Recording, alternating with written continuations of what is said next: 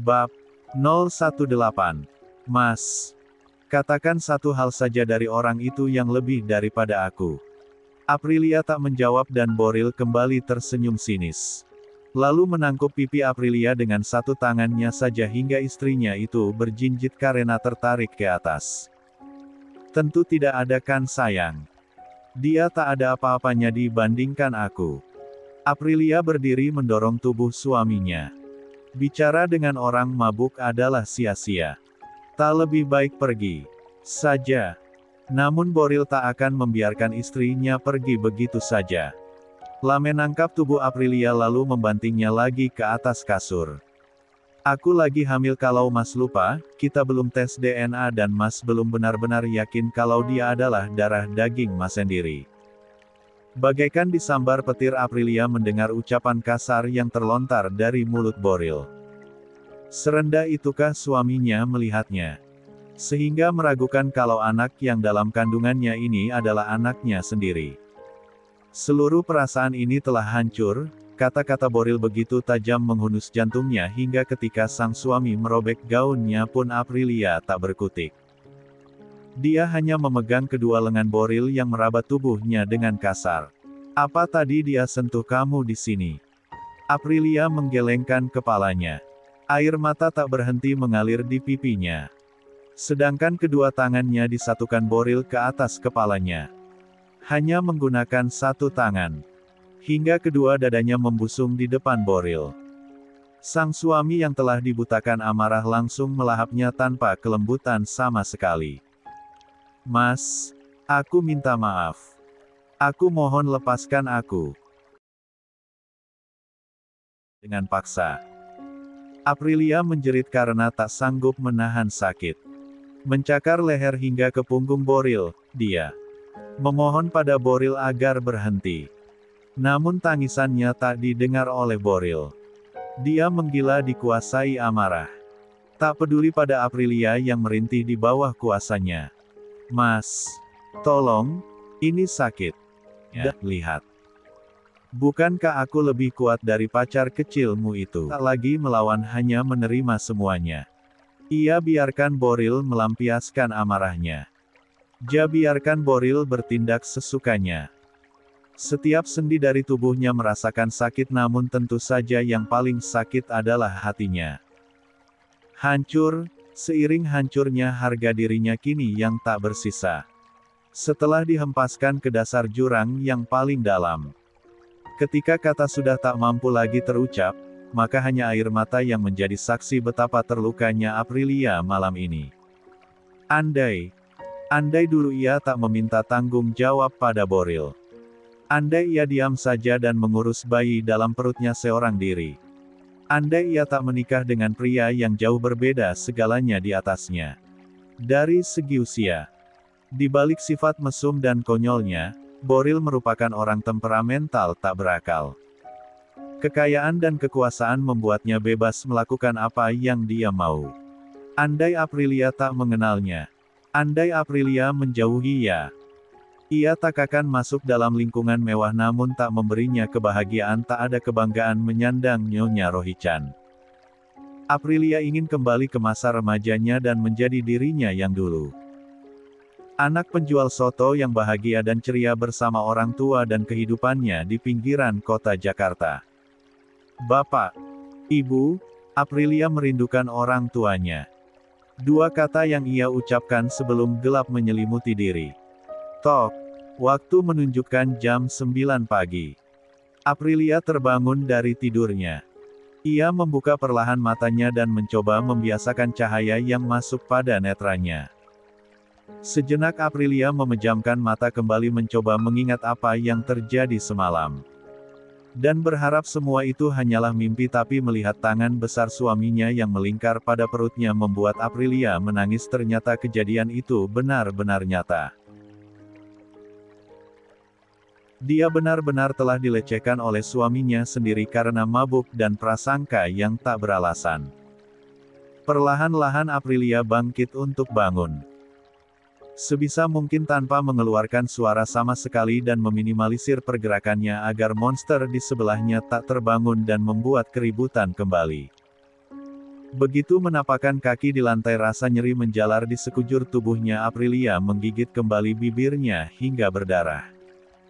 Menahan rasa sakit, dia harus kuat dan harus kembali ke rumah orang tuanya. Dengan langkah terlatih, Aprilia mengambil kaos milik Arik yang tergantung di dekat jendela, kemudian memakai boxer suaminya dan masuk ke dalam kamar mandi untuk membersihkan diri sebentar. Dia melihat dalam kaca wastafel betapa kacaunya keadaannya. Terlihat jelas cekikan di lehernya yang putih, tanda yang dibuat Boril semalam. "Kamu milik aku, Ayu, milik aku," ucap Boril semalam sambil tangannya mencekik dalam penyatuan mereka. Meski tak menyakiti, namun cukup kencang sampai menimbulkan bekas di lehernya. Menggelengkan kepalanya. Tak mau mengingat lagi kenangan buruk tersebut.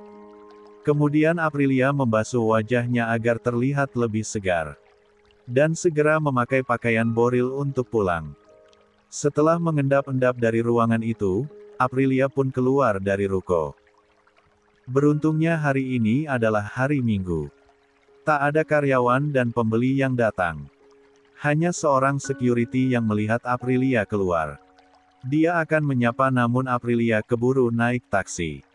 Meski telah membersihkan diri, namun keadaannya masih lemas. Karena Boril menguras habis tenaganya semalam. Langkahnya lemah, namun ia masih tetap memaksakan diri untuk menyetop taksi dan mengantarkannya ke rumah orang tuanya. Sampai di depan warung soto, Aprilia mengernyitkan keningnya karena ada mobil yang dikenalnya milik orang tua angkat Ayasa. Antonio dan Adriana sudah ada di sana. Yang tak Aprilia tahu, mereka memberitahu Apko dan Liana tentang siapa mereka sebenarnya. "Itu Aprilia," ucap Liana setengah berteriak melihat putri yang dipikirkannya telah kembali. Adriana akan mendekati Aprilia namun sudah didahului oleh Liana. Liana memeluk putrinya yang terlihat pucat dan lemah. "Neng, lu kemana aja? Dari semalam kenapa gak ngasih kabar? Ibu sampai nelpon ke Bu Cindy." Liana bicara panjang lebar mengenai dia dan Cindy yang kelabakan mencari Boril dan Aprilia. Sampai akhirnya merasa tenang karena security ruko mengatakan mereka pulang ke sana. Namun sepanjang Liana berbicara, tak sepatah kata pun Aprilia menjawab pertanyaan ibunya. "Aprilia, lu kenapa?" Air mata jatuh kembali dari iris abu-abunya. Membuat Liana heran, apalagi wajah putrinya terlihat sangat pucat, dan ketika Liana tak sengaja melihat ke arah leher putrinya, ia pun terkejut luar biasa. "Pak, tolong, ini Aprilia kenapa?" Terkejut dengan kepanikan Liana, Apko, Antonio dan Adriana pun berjalan mendekat. Namun sebelum mereka sampai, Aprilia sudah terjatuh pingsan. "Aprilia, Wan, boleh saya bicara dengan keluarga pasien?" "Saya dokter," ucap Adriana dan Liana hampir bersamaan. Adriana yang awalnya semangat maju untuk menemui dokter, lalu mundur dan menyilakan Liana untuk bicara dengan dokter. Namun Liana yang bijak, lalu menggamit tangan Adriana. "Kami orang tuanya dokter, bagaimana kondisi putri kami?" ucap Adriana. Membuat Antonio sedikit lega melihat istrinya kini memiliki semangat hidup lagi setelah mengetahui bahwa Aprilia adalah putri mereka. "Maaf jika kami harus menyampaikan hal ini. Menurut hasil laboratorium, putri ibu dan bapak tengah mengandung 8 minggu. Dan penyebabnya pingsan adalah ia mengalami dehidrasi serta trauma." "Dehidrasi? Trauma? Apa yang terjadi dokter?" tanya Liana penasaran. Setahunnya Aprilia menginap di ruko bersama dengan suaminya. "Mohon maaf sebelumnya jika ini akan mengejutkan ibu dan bapak. Namun berdasarkan hasil laboratorium, kemungkinan Nyonya Aprilia Ayu mendapatkan kekerasan seksual. Ya Tuhan, bak dihantam palu besar, tak ada yang tak terkejut mendapati berita menyedihkan tentang putri mereka." Bahkan karena saking syoknya, Adriana hampir terjatuh jika tak dipegangi oleh Antonio. "Siapa yang tega menyakiti putriku, siapa?" teriak Adriana sambil menangis dalam pelukan Antonio. "Dia seorang ibu. Jika buah hatinya merasakan sakit maka ia pun merasakannya juga. Tak jauh berbeda dengan Liana yang sama terkejutnya. Dia menangisi putri cantiknya. Bagaimana mungkin ada yang tega menyakitinya, Pak? Apko menggamit bahu istrinya. Tangannya terkepal. Kekerasan seksual. Hati ayah mana yang tak hancur mendengar hal ini menimpa putrinya. Ketika mendengar Aprilia telah hamil oleh Boril saja, Apko dan Liana seperti ditimpa batu besar di atas kepala mereka dan membutuhkan waktu yang lama bagi keduanya untuk akhirnya menerima keadaan yang sudah terlanjur terjadi. Meski akhirnya Boril bertanggung jawab dan menikahi Aprilia. Namun itu bukanlah kebanggaan bagi mereka. Kini Aprilia mendapatkan musibah kembali, dan apakah dari orang yang sama? Boril terbangun saat sinar matahari terik masuk ke celah-celah jendela kamar menyilaukan matanya hingga ia pun terpaksa bangun meskipun masih terasa ngantuk. Dia memegangi kepalanya, yang terasa berat dan pusing sekali sehingga memerlukan waktu untuk sekedar membuka mata dan ia baru menyadari kalau ia berada di kamar Ruko. Ruko, kenapa di sini? Boril memaksakan untuk duduk. Menyadari jika ia tak mengenakan sehelai pakaian pun. Boril memaksakan ingatannya. Dan membulatkan mata ketika dia ingat apa yang dilakukannya semalam. Ayu. Semua yang ia lakukan pada Ayu semalam terputar jelas kini di matanya. Ia melecehkan. Bukan, ini termasuk pemerkosaan dengan penganiayaan. Yang Ai ingat hanyalah rintihan dan tangsan Aprilia yang kini terdengar menyayat hati minta diampuni dan minta dilepaskan. Begoen. Ibegon. Bego. Berulang kali Boril memukuli kepalanya sendiri. Lalu mengedarkan pandangannya mencari keberadaan sang istri. Ayu, Ayu. Kekhawatiran jelas nampak di wajahnya. Aprilia tak ada di kamarnya.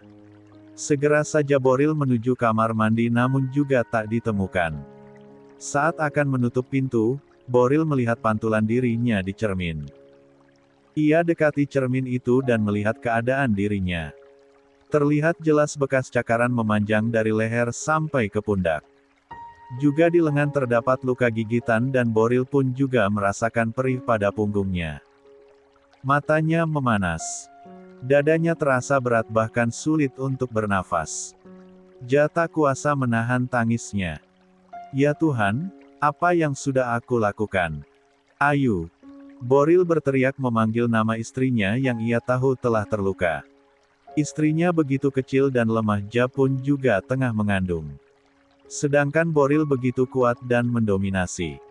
Bagaimana mungkin Aprilia sanggup menerima amukan kemarahannya semalam? Jika Boril terluka, lalu bagaimana dengan istrinya? Pasti lebih dari ini. Berkali-kali Boril memukuli kaca hingga pecah dan melukai tangannya. Menyesali perbuatannya yang akibat mabuk dan dibakar cemburu, dia telah menyakiti fisik dan mental Aprilia. Aku lagi hamil kalau Mas lupa, kita belum tes DNA dan Mas belum benar-benar yakin kalau dia adalah darah daging Mas sendiri. Boril kembali menangis menyesali ucapannya pada Aprilia. Semua perlakuan kasarnya.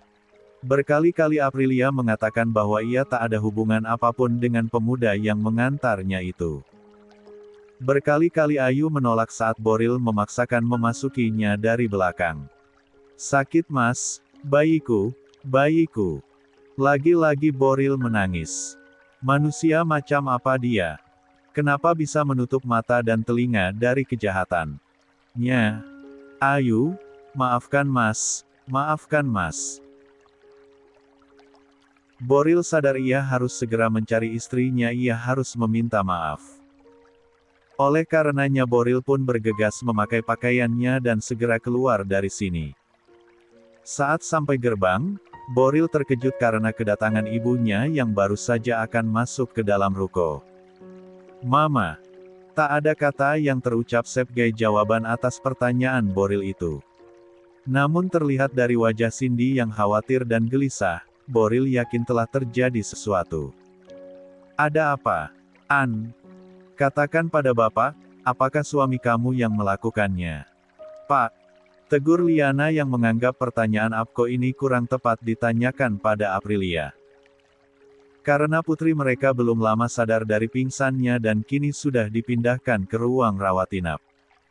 Apalagi tadi sudah dilakukan tes visum. Pasti putrinya sangat lelah sekarang.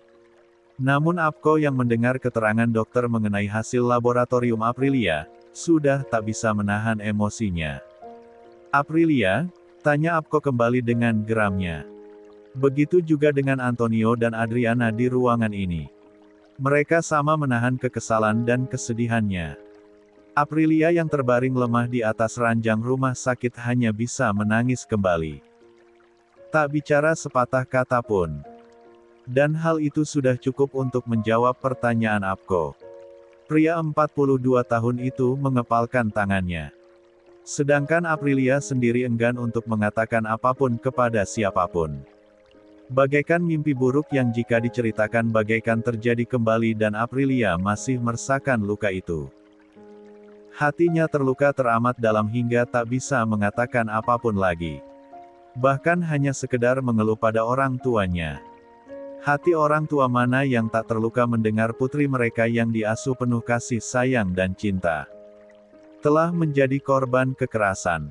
Apko keluar dari kamar rawat Aprilia. Diikuti oleh Antonio.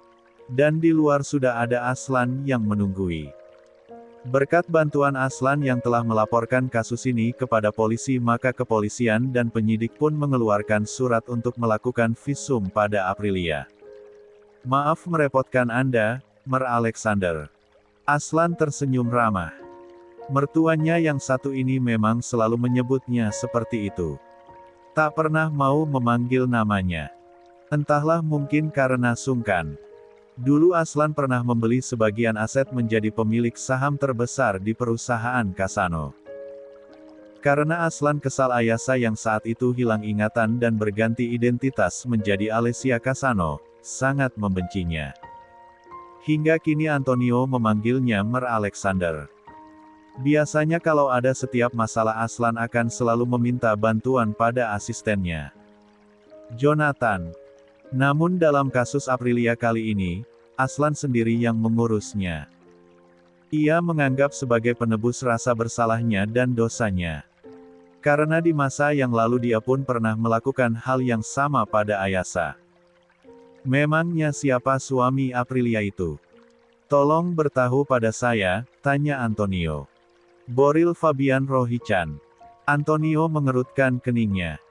Dia merasa pernah mendengar nama itu dan terkejut ketika dia ingat si pemilik nama. "Boril Fabian Rohichan.